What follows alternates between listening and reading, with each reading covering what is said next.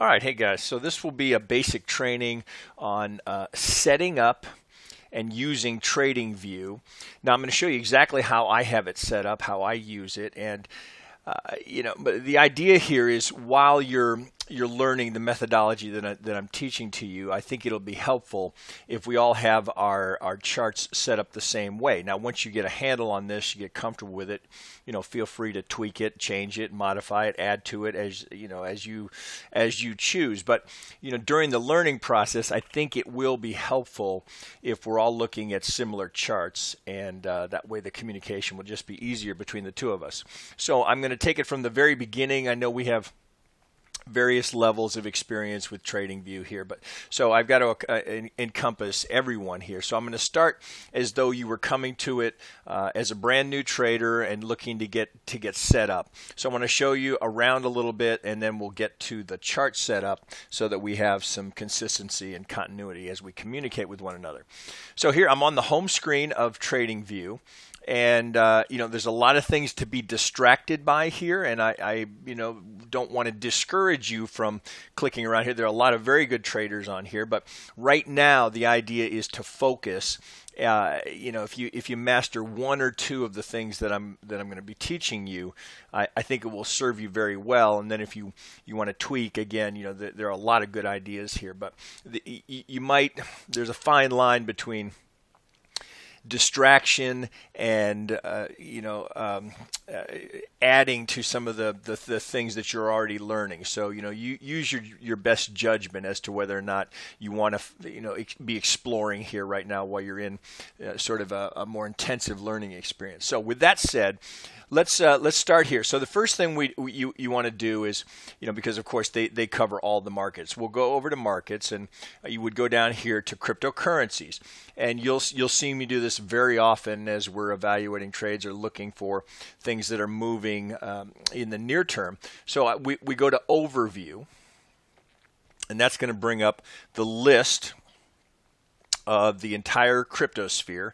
Now it defaults to crypto against the dollar, but just a quick switch here, and you're looking at things against Bitcoin, and then often I will sort these based off of trading volume, because we're always looking for the higher volume coins, or market cap, where we want to look at coins where we have the size, the history, so that we can apply what we're looking for, which is really, if you break it down, the Elliott wave and working with Fibonacci's is really very much about crowd dynamics and just human behavior, and you see those emotions reflected in the charts, and it's very consistent over time. Now add to that the fact that we have an algo-driven marketplace across all assets, and you have to be aware of that and looking for those patterns that repeat with both historical precedent as well as things that we can see that algos are written to do, as we sit here trading in 2017 and beyond. So all of that said, let's take a look at setting up a chart. So I'm going to go back over to here, and we'll just use Bitcoin. So when you first click on Bitcoin, you're going to get this screen here, and it's going to give you all your choices about where you might want to, what exchange you might be trading it on. Right? So I have been using Bitstamp as a reference chart for us. I want to look Bitstamp against the dollar. Because many of us are trading on different exchanges. So I use Bitstamp because it's kind of neutral.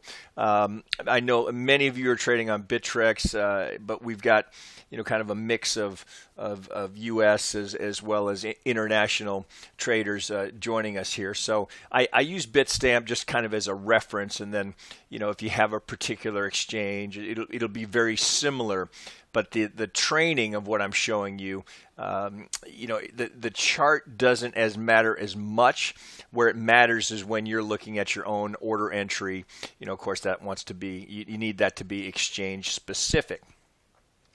So if I can find it, let's get Bitcoin to the dollar on Bitstamp.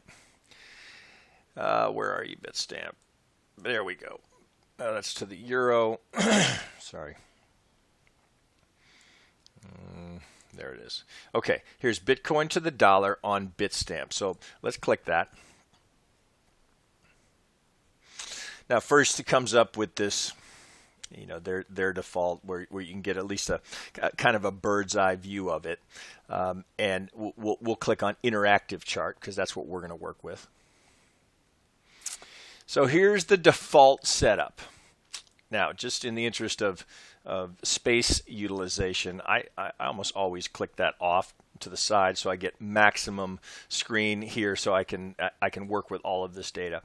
Now, when it first comes up, now one thing I want to show you, some of you, maybe I think the default is to the white screen. I find that harder on the eyes, and it's just, from my many years of doing this, I've almost always had a black background. But just to show you how to do that, if you want to change back and forth, here's the light. If you change that, now you're going to get the white screen. Actually, I want to take that off because I want to show you how to add that. There's the white screen. That's just, I feel like I need sunglasses for that. So I prefer this. And again, personal preference. I would suggest for the time being, go work with the dark theme, and then again, once you've got a handle on what I'm teaching you, can tweak it, change it to your heart's content. Now, I immediately take off the volume. I don't use it. If I'm interested in volume, I wouldn't. I just find no benefit there really in terms of timing any trading. So I take that off. So here's our default. Bitcoin to the dollar. That's a daily chart. I'm going to push this off to the side because I want to use this open space here.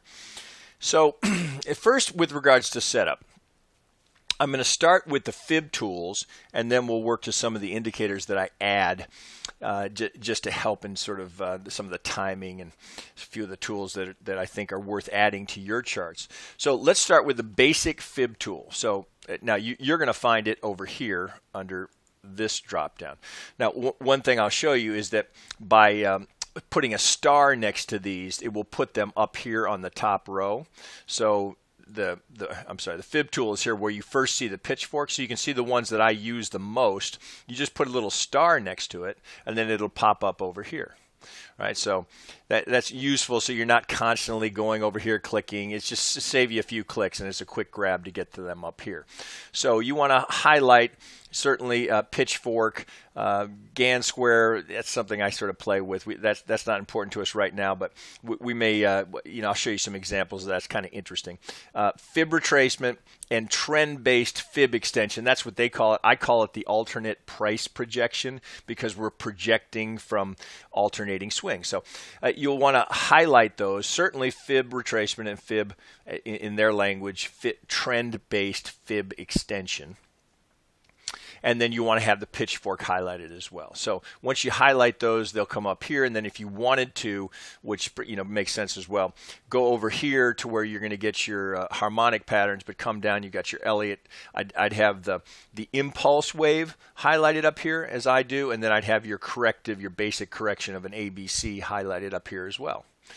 All right, so with those up here, now let's talk about, and push this off to the side, let's talk about our fib retracement tool. So here's what you want it to look like. Let me get that right there. Okay, so any tool that you have on TradingView, once you apply it to a chart, you're going to get your settings, and your here with this little cog, this little wheel cog, will let you change these and tweak them. So with that highlighted, with this little what I've drawn here highlighted, let's click on the settings. Now, you may want to pause the video here and take a look at these settings so you can replicate the way I have it. Okay, so let's move it over to the side. So we certainly want to have our 0 and our 100 lines. I keep those in gray just so I know where the pull is starting from and ending. So you want to have 0, and I think those will be on by default. Then we want to have the 0.382. Again, this is personal preference. I keep that in gray. Then I go to the 0.5 in red. The 0.618 and keep in gold, golden ratio, whatever. But that's just habit. The 786 I keep in a light blue or in this bluish color here. And if you want to change your color, you just click on it and then you can choose whatever you like. But I keep that in blue. I guess I want to keep that there. I got to do that. Okay. Then the negative 23.6, that's my money line. So it has to be exactly as minus 0.236. All right, so for these targets, these are the algo targets. Then we want minus 0.618, and you have to type in there minus 618. You're going to need to take out whatever is in there and type over it a minus 0.618 minus 0.236. I would also encourage you to use for the extreme moves, the minus 1 or 100 minus 1, the minus 1.618.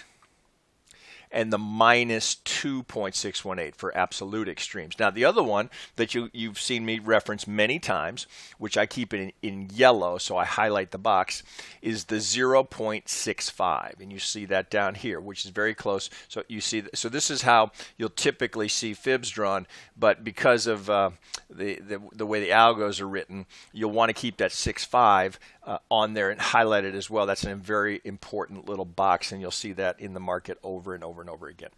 Now, you want to extend the lines so that they cover the entire chart from where you've drawn them. You'll want, I like to fatten the levels a little bit here, so that's unfattened. I just do one click over so I can see them a little bit better. You want the prices so you can see, so you can choose to not have the price and just have the 0.618, but I like to have the prices on there. I like them to be to the right, and I like them to be on top. Middle just is, I can't read it, or it's just, I don't understand the point of it. Bottom, I guess that's somewhat of a personal preference. I like it on the top. I absolutely hate that. I don't want any background whatsoever. I don't know why people use that, but I take that off. And then you'll want to save that as a template. So once you click that, you want to do save as, and I use for measured move. That's that's just a good terminology to use because you're measuring a fib move, and it's kind of an algo terminology. So I just save that as a measured move, and then that will be your default setting. Once you place it in there, that will be your default setting for every time you pull up a fib swing. So again, if you need to pause here and recreate those, that's not a bad idea to do it right here. Get that set up. Okay, then every time you do a fib swing from anywhere, you're just going here. It's very quick. Just pull it, and it'll come up to the default. All right, you can see that? Okay, important that you get that set up the right way. All right, let's look at the alternate price projection, or trend-based, how they call it. So with the alternate, we're going from one swing to the next swing, and then we're taking the retracement to give us, let's put it so it's a little bit higher. So this would be, so you're projecting the length of this swing from this swing, right? So you see the deeper it goes, how those change. So let's get this right here. Now it's highlighted, so I can go up to the settings, and here we want to have the 0.618. Again, I keep the 618s in gold. We want to have the 100%, just so as not to be confused with the 50s. I put that in this maroon color. I do the 1.618 in a softer tone of gold, so as not to be confused with the 618. The 2.618. Again, in a goldish color.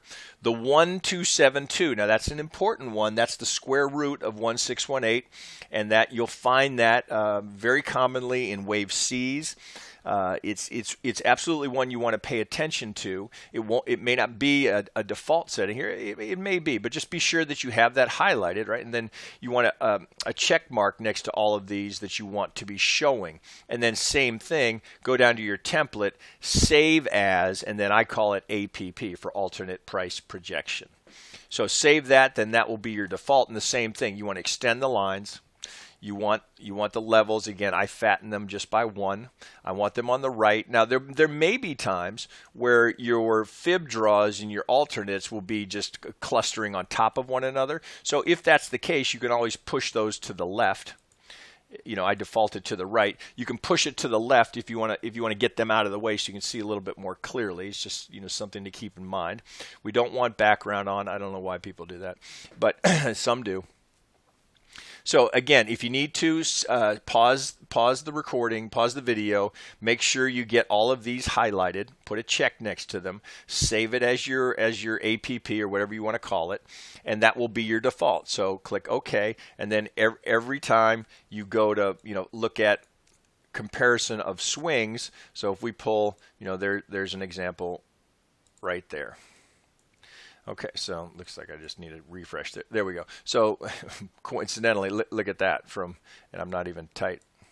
So now one thing that you'll want to do, so on a daily chart, one thing that's helpful, this annoys the shit out of me, this magnet mode. I find it very annoying. So you can zoom in on these and then make sure you're right on the line. And then I'm going to show you, when we get to oscillators, I'm going to show you something that will help with that. So you can zoom into it, get them exactly where you want them, make sure they're on the exact number or on the exact pivot, then zoom back out. For some reason I'm a little glitchy today. Then zoom back out, and then you'll see them there, and you'll see they're all up there. Okay. So I'm sorry, I forgot some. Let me highlight this again. Okay, so we've got the 100, the 1618. You also want this here, the 175. So over here, you're going to have to take one out and put that in. That's the most common range, statistically, the most common range for a third wave or a C wave is going to be this band here between 1618 and 175. So you'll want to highlight that as well. So you got the 618. The 1618, and the 175. You'll see me reference that a lot. You've got the 100, the 1272, and the 2618 for the extremes. All right, so don't forget the 175 because that's an important. So if we were looking here and this was going to be a 1-2, the band that we'd be expecting for that 3 is up here. This is the zone. You see me draw these boxes all the time, and that's just statistically, if we're going to have a wave 3, that's the most common extension from swing in an alternate price projection. If this is your 1, your 2, the most common distance for a third wave is this range here. All right, you can see we've just, and I'm just kind of randomly grabbing swings here. We've just done 100%. So exactly in distance, this move projected from this move, we've just gone to and through by a few of that 100%. Right, so you want to keep those, and then looking up above, you'll see there's the 2.618. So that's, what are we up there? That's at 11,102. So let's hope that's what we've got happening here. I think very likely could be. All right, so that's the fib retracement. That's the alternate price projection. I do also keep up here, and it's the same thing. So if we go over here, you highlight the ones that you want for the channel. I have this down here. You want the parallel channel highlighted, and then the trend line, of course. It just makes it easy. The other one I use quite often, which I probably should put up there, is the horizontal ray. So if let me take this off. So just again, you've seen me do this many times. So if I was just putting a marker on any of these significant swings, I'll often mark those and just leave that on, as quite often that will be a reference point, or it'll be something that validates a wave structure. That's probably the trade of the year right there. We're going to see how we came, and just technically perfect, right? Again, as you'll often hear me say, that does not happen by accident, right? That's previous resistance is the support. That's the trade of the year for 2017. Not complicated, right? That was not a complicated trade to take, but the sky is falling, where's it going to go? That was also right in the box between 618 and 65. That is the trade of the year, with the possible exception of some of the trades in the stock market. But in terms of percentage gain, that is 3,000 to 6,000. And what was the date of that? That was September 15th, and we're up. The absolute high was October 20th. So roughly a month to go $3,000 in Bitcoin. Trade of the year in my book. So anyway, that's the tool set up here that you'll want and how to get them there. It's relatively easy to do. So take your time, back up the video if you need to, but get this set up just like that so you have all these tools. We use them all the time. There's not a chart I pull up that I don't immediately go here and start looking for things. So let me pull some of this off. So now that we've got that, let's go look at our oscillators so you can get a default setting. So when you first go to indicators, it's going to come up with the built-ins. Now, I'm telling you the truth, I'm not sure if there's a difference in what you have access to relative to the level that you're paying for TradingView. I have the pro version, so it's been so long I can't remember. I think if you have the free version, there's limitations here. Most of you should have upgraded, so I think you will have access to most of this. So if you go to the public library, and this is people, coders that have done this and just donated their time and energy to the community. So this is where you can find the indicators that I use that I think you'll find useful, and again, in the interest of having continuity as we communicate and show charts and work back and forth together. So let me show you the ones that I use. So the first one that you'll want to put on, which you see on all of mine, and a lot of people ask me about it, is this shadowing Dulcin-Bollinger combo. So from here on the public library, click that, and then just type in Dulcin, and you'll get this Dulcin-Bollinger hybrid VO. Right? Very few people use it, which surprises me. So I would highlight that. And then if you put a star next to it, it'll show up. So if we put that on the chart, right, and then your favorites will show up. If you go back to indicators, you'll have favorites here because you've starred them, and you can see all the ones that I've starred. So that's a very useful tool to use. Now, I'm not using it in the traditional manner that many may. The way I use it, I want to see my swings, and because this magnet tool annoys me greatly because it sticks, I want to be able to grab those fib swings precisely.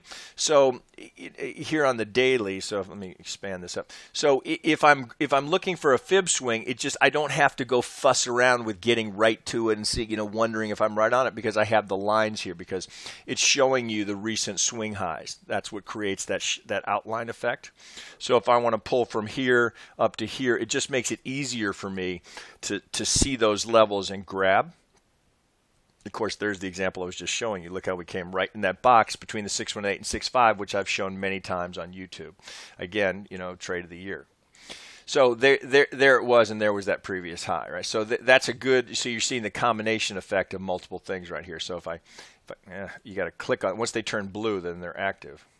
So look at that, splits the box from that high, goes right to that pivot, right in between the 618 and the 65, and then we've gone to the negative 23, which was the algo target. We do, and then you'll see above, right, because I have this set up as my default, there's the negative 618, which is going to be our next target if we're going to keep going up here. And then we've got the negative 100. And then the negative 618, and even further is the negative 2618. So you've got all those levels lined up there, and we'll refer back to those many times. A lot of times, what you'll see me do is just draw a box there, particularly if I get multiple indicators or fib swings giving me a cluster area. Then I want to mark those. That way, if I want to take this off to do some other work, I know that that's a significant level. You'll see me do that all the time. So that's a starting point there. First indicator. So we've got our tool set up here. We've got our Dulcin-Bollinger so that we're quick on grabbing swings. Now, other indicators that I use. So let's put on the Vegas wave, which is something that's borrowed from Trading Forex, which I used to use all the time, and then it occurred to me that I'd apply it to crypto, and it's been just remarkable how well that offers you support and resistance in crypto, which shouldn't be a surprise. I mean, these are all currencies anyway. So for the Vegas wave, we're going to go to EMA, and so this is just an exponential moving average. So let's see, what do I have? I think you have to type it out actually. So let's go to Expo moving. Oh, there it is. It's moving average exponential. So we're going to click that 3 times. 1, 2, 3, and you're going to get the defaults, which they all default to 9. So then we're going to go here. We're going to go in the same thing. When you highlight it, you go to the little cog. That's the format, and the first one we're going to set up is 144. And you can choose whatever. Actually, now I can't remember what I use. I think I use. So here I'm trying to tell you to be consistent. Yeah. So I use gold, blue, red. Okay. So let me take all that off. So let's close this. I'm gonna get there, guys. I just couldn't remember my colors. All right. So let's take these off and then we'll recreate them. Okay. So let's go back to indicators, and here's our exponential 1, 2, 3. So we'll go to the first one, and we'll go to the little cog for format. We'll make it gold. We'll go to the inputs, and we're going to do 144. Click OK. That's the first one. Then we're going to go to the next one down. Go to the little cog. We're going to go to, that's in blue, that's fine. Then we're going to go to 169. Click OK. Then we're going to go to the last one, to the little cog, and we're going to go 233. 233 style. I put this one in red to use it kind of as a baseline. And then, I forgot. And then I fatten these all a little bit. So again, same thing. You just fatten the line a little bit so they're just easier to see. And fatten it by 1. Okay, so there's your Vegas wave, and take note. All right, now, so I did not prearrange, set this up. But look, Vegas wave, right? It's Vegas wave. You see how good that is? You'll find it very, very, very useful, and you'll hear me reference to it all the time. So so just in the tools that I've just shown you here. So we have, as I just showed you. So look at this combination. So here's our horizontal line. Here's our retracement. Right, here's our alternate price projection. So you can move much more quickly here. So now look at that. So just in the tool set I've given you looking at Bitcoin, we have the Vegas wave, we have the Dolce and Bollinger hybrid to make it faster to move and grab those pulls. That we went right to our little box, and in the alternate we've gone exactly to 100%. Right, so do you think that maybe is a useful tool set? Right, and we haven't even gotten into any Elliott wave. So I mean, really, the Elliott wave is it's useful, and I've studied it for years, so I use it. It helps me with timing and organizing what's happening in the market. But there are a lot of very, very successful traders that don't mess with it at all. You could do pretty well just with this tool set right here. So getting into all the nuances of Elliott wave, that's kind of a personal preference. You're going to find me talking about it quite often because I like having a rule set that allows me to stay consistent every time I come to the market. That's the advantage of it. But again, look at that. There's no Elliott wave on that. That's just fib pulls, algo targets, and alternate price projections and Vegas wave. Right? Rudimentary, nothing really fancy there. It's in every chart platform on the planet is going to have this tool set.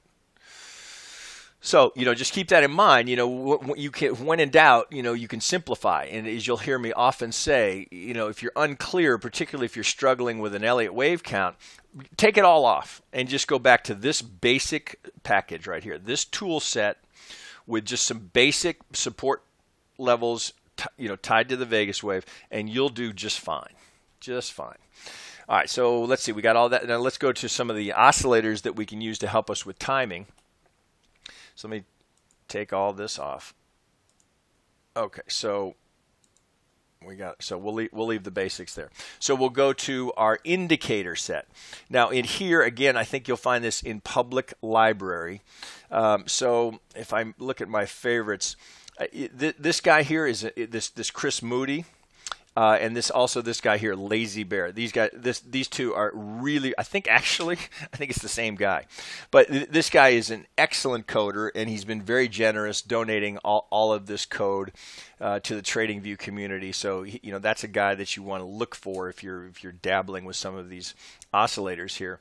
So one that we definitely want to use because it's helpful mainly in Elliott wave in wave structure analysis, and it's also helpful it's really a tool looking for divergence. So you want to type in, well, you can look at it a couple of different ways. So you may have seen in other charting packages the awesome oscillator. This is Bill Williams' version, right? So the awesome oscillator it's a 5-period and a 34-period moving average represented as a histogram. So if I go and I look at my tool set, well, I guess they're not going to show it to you, but if I go to the Elliott wave, you see. But trust me, that's what it is. So all he does now is when the market starts to weaken, he color codes it so you get some red. But the idea is it's helpful in identifying your impulse waves and if and when you get some divergence. So in Bitcoin here, we don't yet have any divergence. If we go down to smaller time frames, let's see if I can find you a quick example. If I go down to the hourly, can we see some divergence examples? Well, here you've got some, so you could do, so I'll often do this. I'll mark that as a high point. So this was likely the third wave, and we have not reached that peak in the oscillator. So divergence. So do you see the idea here? So let me go to my trend line. We get divergence in the oscillator, weakening oscillator, but we have increasing price. That's the basic idea behind divergence, and where this tool is useful. Not so much. It depends on what you're trading, right? So with Bitcoin, we're not typically looking for shorts in Bitcoin. We're looking for longs, but where this would be useful is if you were trailing a stop and you wanted to maybe tighten up, because this is a clear warning sign that the market is running out of momentum. So that's something to keep in mind. It's useful. I keep it on all of my charts. I don't always reference it immediately. In fact, one of the things that you'll see that I do is that's a habit, because most traders are overly dependent on oscillators. Most of the time, I want those off. And if you just double click the chart, they'll come and go. So I want to do all of my analysis without looking at a single oscillator. I don't want to see it. I don't want to be influenced by it. I want to do, particularly if I'm talking about Elliott wave, I want to look at those relationships or even fib pulls. I want to get everything lined up, and then the last thing I'll do is go down and look at the oscillators and see, does that jive with what I've laid out? Does that make sense? Is there any help with regards to timing? Do I see divergence? Are we creating the opportunity for some energy for an oscillator to move from low to high? So that's just a habit that I would encourage you to get into. Most people do the opposite. They do their analysis based on what they're seeing with their oscillators. I want to go there last. All right, let's look here. So again, double clicking and then just a X will take it off. Should take it off. There we go. Okay, so X will take it off. Let's go back to indicators. Let's type Elliott so you can see this. Now, amazingly, a lot of these people misspell Elliott. They put it with one T. I promise you it's with two T's. But here's one that I think is useful, particularly if you're new to this bull trading Elliott wave oscillator by this guy. I don't know anything about it. It doesn't matter. But this is a nice oscillator, so it's just a variation of it. So you can see here, he's showing you crossing points. So let's go back to the daily, just to keep it simple. All right, so there you get a better look at it. Okay, so the idea is when the oscillator is moving higher, he has this moving average, which is interestingly a 144. You see this here? It's a 144 moving average. So this is a good one to use, particularly as you're first learning this. So now take note here on the daily, right? So you see immediately your eye is drawn to this. You've got higher prices, but down here we've got some divergence. So top we're not really saying that, but definitely worth noting. Right, that's pretty extreme divergence here. Yet we are not as hot here, not as strong as we were on these big impulsives. So where that's most useful is identifying your third wave, which is always going to be the strongest wave. So are we topping here?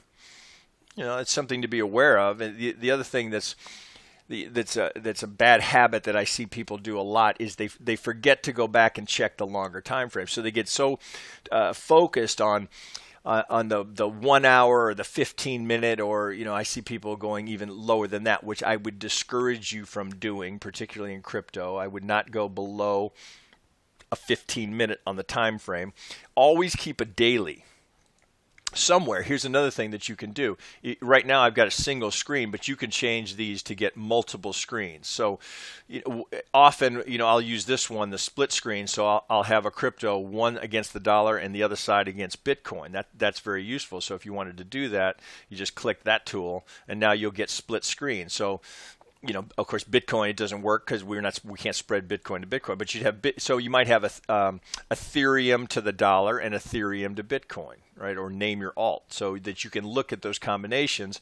As I will often tell you, I have no preference one over the other. I'm looking for the cleaner chart. So a good idea, particularly with alts, to have the dollar and the Bitcoin right next to each other.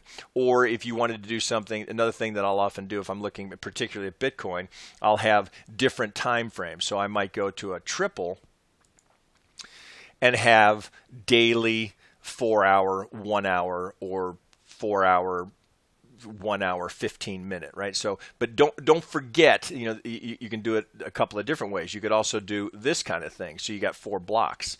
So you could have 15-minute, 1 hour, 4 hour daily, right? So it's just a great trading platform. It's really your only choice in crypto. So don't forget I guess my main point to you here is don't forget to check the long term. So I'll go back here just for our case of learning how to use these charts.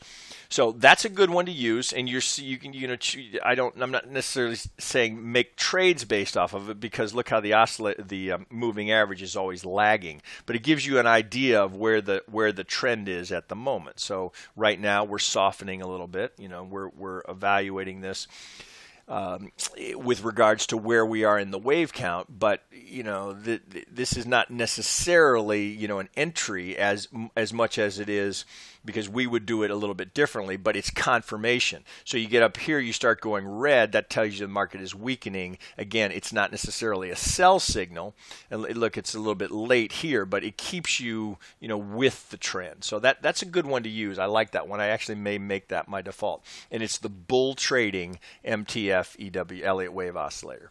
Good one to use. Now another one, if I go here to use, and I'm just going to go to my favorites so I can remember it. So you type in CM for Chris Moody, and then CM Ultimate RSI Multi-Time Frame. So type that in, click on that. I like this one as well. I like the way you get this overlap here, where you get multiple time frames indicating, and you can tweak with it. I would suggest you stay with the default, but look how good this was here and here. Right, the cells, because we're now take note. This is why oscillators are not something to base a trading decision on, in my view. Right, certainly not by themselves. But when you're in a trending market, you can stay pinned in the red for a long time.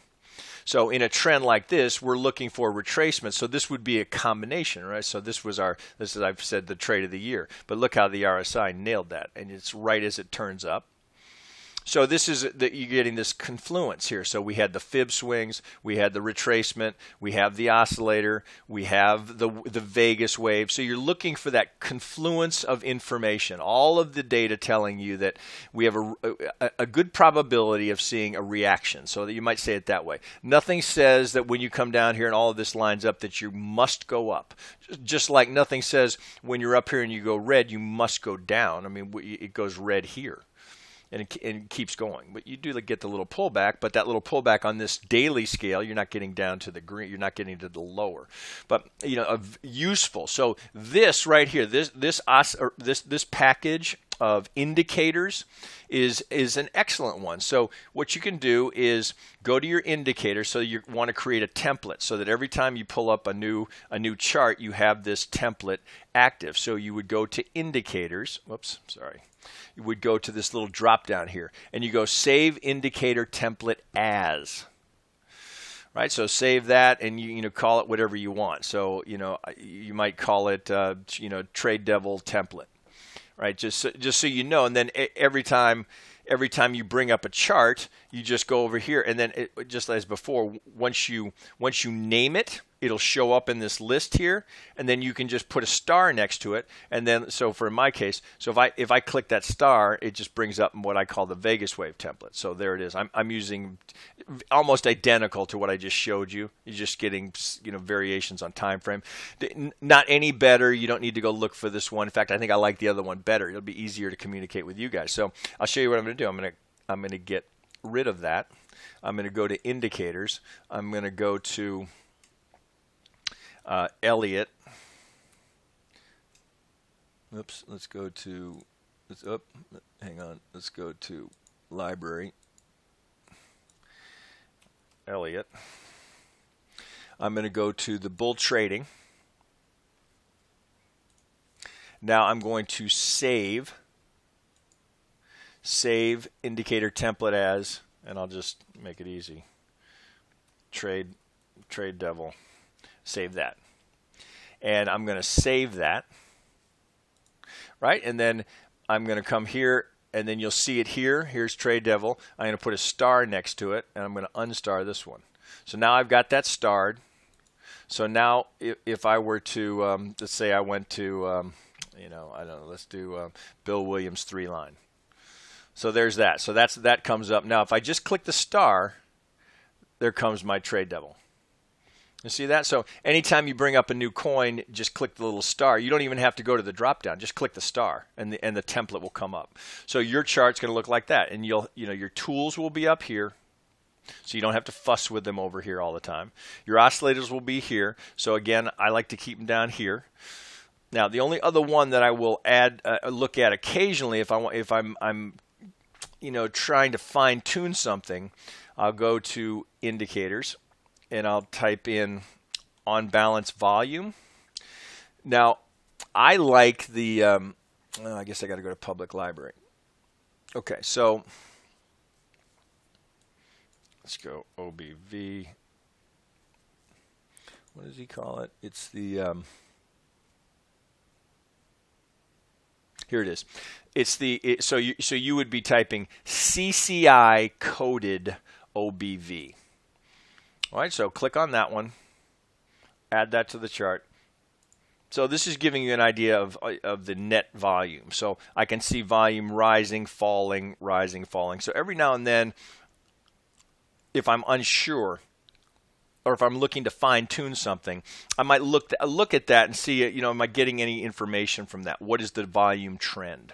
What is the on balance volume trend? Are we going red? And then the red green is the commodity channel index coding that he's built into that, which is kind of nice. And he's using a 21013, 2 fib numbers. I love that. So that's one that you can put on or off. So you might also then save that as. So let's save that one as. Let's save it as. Let's call it Trade Devil with OBV. Got it? Okay, so now I could go, if I go here, that's without it. If I want to get with OBV, then I just click it. Now I got the on balance volume. You see that?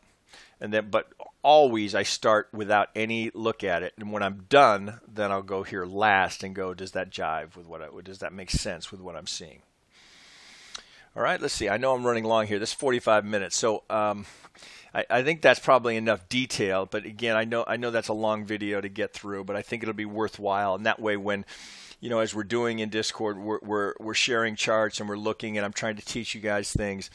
It'll be helpful if we're both looking at them. The other thing, just to make sure that you know how to do it, if you double click to get these to go, if you want to just grab a screenshot, you down here to this little camera icon, grab it, because I do this all the time as I'm sending you guys things. Just copy it, and then you'll get a link, and then you just post that in the Discord, or you could save it, but you just copy it and then just post it in the Discord, and that way I can get a quick look at what you're looking at, and we can get a sense of, does it match up, or is there anything I can see there that, might be a mistake or something to, think twice about, or, just some way that I can communicate with you, essentially things that have been taught to me. Because I will remind you that I didn't come up with any of this. I've just had the good fortune of working with some really talented traders who taught me all of these things, and then from many years of application and trial and error and just the experience of being in the market and lots of screen time, that's how I built up this my approach to it. And then no two traders have the same personality, so there's my own spin on it, if you will, but it's designed to be something that's duplicatable. That's the key to it, so that you can take what I'm teaching you and then apply it yourself. So the goal here, of course, eventually is so that you can apply what I teach you to any market, any chart. And I would advise you that you start with this approach. I don't care what we're looking at. We could be futures, could be forex, could be an equity, could be a stock index, could be you name it. Any asset that you're looking at, as long as there's good volume, right, and you have signs of algo involvement, which pretty much is damn near everything these days, because we're far from the open outcry days, even though they still exist to some degree. Start with this. If you see, the clues for algos is not the retracements. It's not the retracements. It's the targets. That's what shows you, because the algos are written to buy the 50s. They will continue to buy down to the 618. They'll flip on the other side of the 65. And if this were to break, so you can see it, their target is the negative 23. The extreme target is the negative 618. They will take profit there.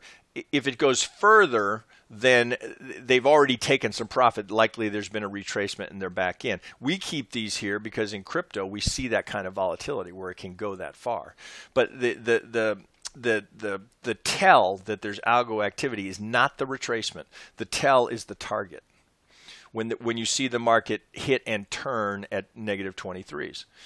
So that's just something to keep in mind. So when you see that, then it's technical and it's tradable. But that's also the other thing you need is some historical data. So I've had some people posting up coins that have been out for a month. That's that's not. I think that's a dangerous place to be trading, because they're not established enough to where you've got any historical swing data to work from. I would tell you minimum 6 months of trading history before you start getting into to play with it. Now, that's just me, right? So you could take a coin that's been out for a month and go down to a 5-minute chart and trade away. You'll likely find benefit with this approach. But for me, I want to stay with lots of volume. I want to know that algos are in there. So if we go back to our crypto charts here, and we go back to this list, let's go back to our overview, you'll find the majority of everything that I'm going to show you guys is going to be focused on the top 20 coins by market cap, because they're the most predictable, the most people trading them. We certainly, anything over $1 billion, you got algos all over it. But I tend to stay in the top 20 here. That's because I want to see the volume there. So if I look here today, just here on a Saturday, today's volume, I want to see where is their activity, and is there any new name in there that's a standout? Is there any? So we've been looking at Stratus. We've looked at Stellar. We've looked at Lisk. We just yesterday I did a chart on storage. Those are the names. Here's Syscoin down here at 130 million. You want to see that kind of volume there. So I guess if we're looking at market cap, I guess we're down here at about 30 coins. So you want to stay up here where you have this market cap lots of volume. That means lots of people trading, which means crowd dynamics, which is fear and greed reflected in a price chart. All right. Okay. This is a long video. All right. I'm going to wrap it there. I'll get this posted up in the room here. Hopefully this is helpful to you guys, and I think it will be as we communicate back and forth and share charts. Okay, guys, that's a wrap.